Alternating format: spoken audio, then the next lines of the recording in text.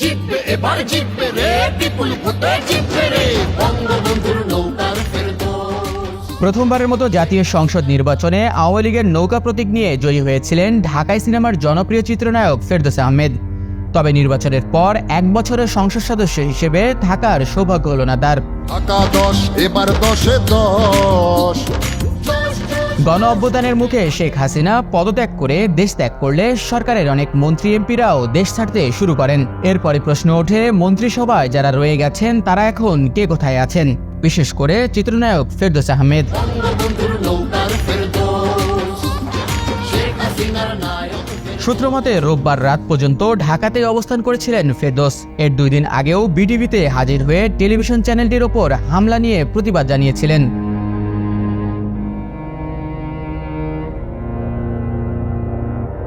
তবে মঙ্গলবার থেকে ফেরদৌসকে খুঁজে পাওয়া যাচ্ছে না। এই নায়কের ব্যবহৃত ফোন নাম্বারটিও বন্ধ।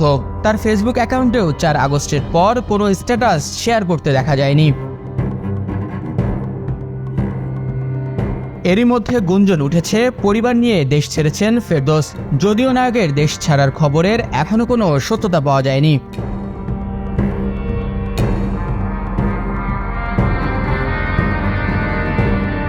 এদিকে ফেরদৌস আহমেদ গা ঢাকা দিলেও চিত্রনায়ক রিয়াজকে রাজধানীর হজরত শাহজালাল আন্তর্জাতিক বিমানবন্দরে আটকে দেওয়া হয়েছে। তিনি ঢাকা থেকে যুক্তরাষ্ট্রে যাওয়ার জন্য বিমানবন্দরে গেলে তাকে ফেরত পাঠায় ইমিগ্রেশন পুলিশ।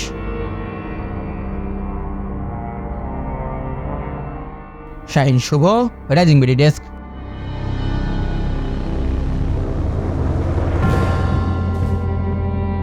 দেশ বিদেশের সর্বশেষ সংবাদ সবার আগে জানতে ক্লিক করুন risingBD.com। প্রতি মুহূর্তের খবর অনলাইনে।